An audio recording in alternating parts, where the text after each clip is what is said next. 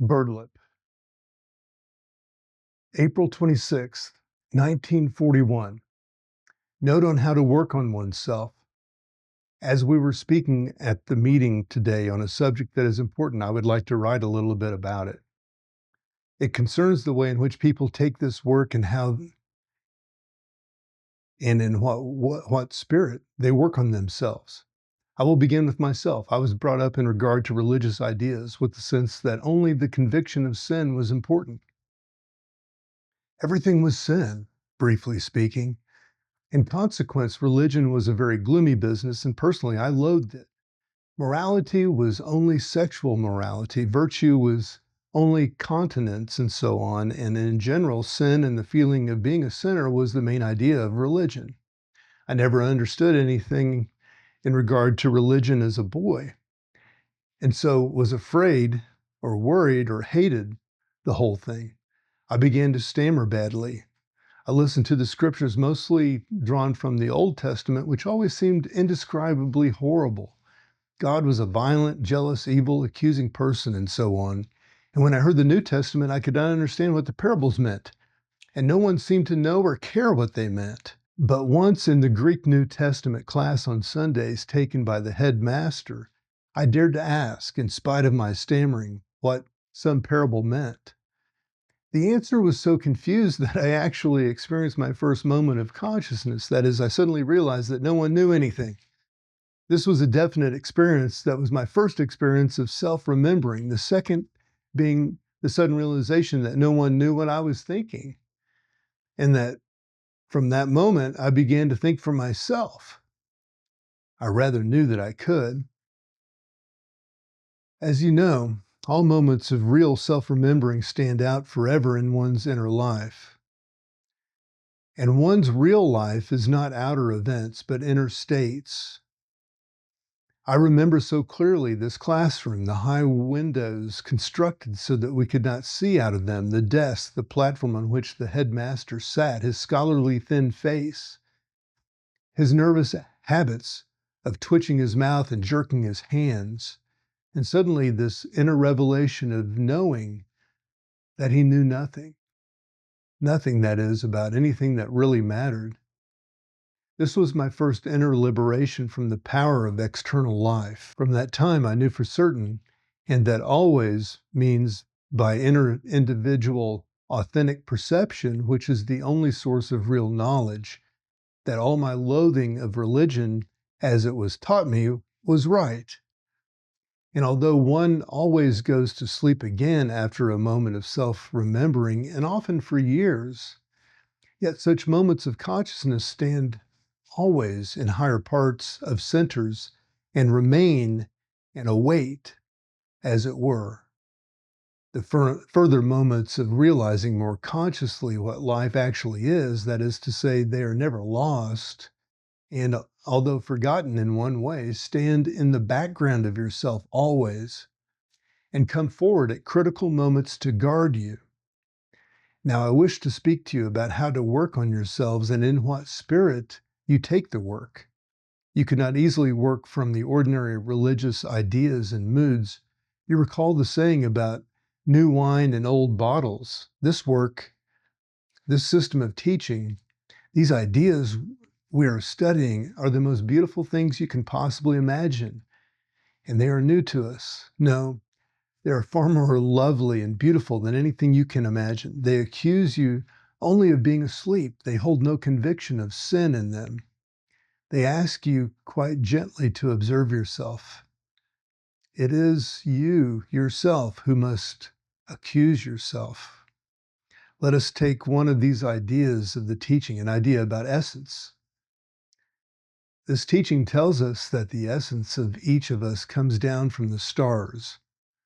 You will remember the ray of creation. Essence comes down from the node of law, starry galaxy, and passing through the node of Sol, the sun, and then the node of Fa, the planetary zone, enters the earth. We are not merely born of our parents.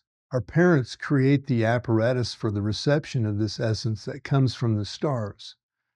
And all work, whether personal work with others in the work, or work for the work itself, and these are the three necessary lines of the work for anyone who wishes to remain in this work, is to lead us back to where we originally came from. Now, each one of us is down here on this dark planet, so low down in the ray of creation, because he or she has something special in themselves, something special, some special factor or chief feature to observe, to become conscious of, and to begin to dislike, and so to work against. It may be meanness or cruelty or lying or self-pride or fear or ignorance and so on. If a man or a woman dies without seeing why they're here and what is their reason of their lives, it can be called anything but a tragedy. Each one of you is here on the earth because, from the work point of view, you have something very special and very important to see in yourself and struggle against with all your skill and ingenuity, with all your strength of mind and will and soul and heart and body. But of course, if you pride yourselves on your virtues, well, what can happen save that self-righteousness and so false personality will be increased every day you live. And the result will be that you crystallize out in such narrow viewpoints and attitudes and become dead people. You have heard me speak of the meanings of the dead in the Gospels. For example, as in Christ's remark, let the dead bury their dead. The dead are those dead, all possibly of working on themselves and so changing themselves. Now, the work can only be done in the spirit of its own beauty and light, in the spirit of its true message and significance. Life on earth is nothing but a field of working on oneself so that one can return whence once one came. To take life as an end in itself is not to understand the work, and it may cause wrong attitude, which may be the source of many negative emotions and of useless efforts made in negative states. For to work in a negative way is useless. It is only through some kind of delight, some feeling of joy or pleasure, or some genuine affection or desire that a person can work and bring about any change of being in himself. Fear, for example, will not act in this way. A man may have some knowledge of truth, but unless he values it, unless he feels some delight in it, it cannot affect him. It cannot act on him, for a man unites with truth only through his love, as it were. And in this way, his being is changed. But if he is negative, then his love life, that is his emotional side, is in a wrong state. And it will be the same if he is in a state of fear and feels compelled to do something against his will. To do a thing willingly from a delight in doing it will effect a change in you. And when a person begins to take up his own cross, that is, the difficult burden of some difficult thing in himself that he has at least come to observe and does in such a spirit, then he will get results. But if he does it heavily out of conviction of sin, nothing will ever come out of it. And especially if he shows others what he is trying to do and likes to look miserable or grave or sad. And in this connection, you will remember what Christ said about fasting, namely that if you fast, you should anoint your head and wash your face, that thou be not seen of men to fast. To work on oneself from the conviction of sin puts the work into negative parts of the centers and to work in a negative way can lead to a worse state of oneself than not to work at all. Some tend to take the work in this heavy way, but no one can fathom the delight people take in making themselves miserable and in enjoying their negative states. You all know and have often heard me said that negative parts of sinners create nothing. When I first heard Mr. Ouspensky say that negative parts of sinners cannot create anything, and that people who try to work in a heavy, dreary, negative way could only make their inner state worse than it was, then I think I experienced almost another moment of consciousness. I understood that what I had felt about religion had been right. It was suddenly formulated and explained. This work, if you will listen to it and hear it in your hearts, is the most beautiful thing you could possibly hear. It speaks not of sin, but of being asleep, just as the Gospels do not really speak of sin, but only missing the mark. The Greek word means that. Can we hear the work? There is an old book that I have, composed by a man in the work of his time. It depicts a man lying fast asleep, flat on the earth, and a ladder stretching to heaven, and angels on it blowing trumpets almost in the man's ear. Yet he hears nothing. He is asleep in life. Perhaps he is a millionaire or some important person or simply a harassed clerk or a worried mother, and so on.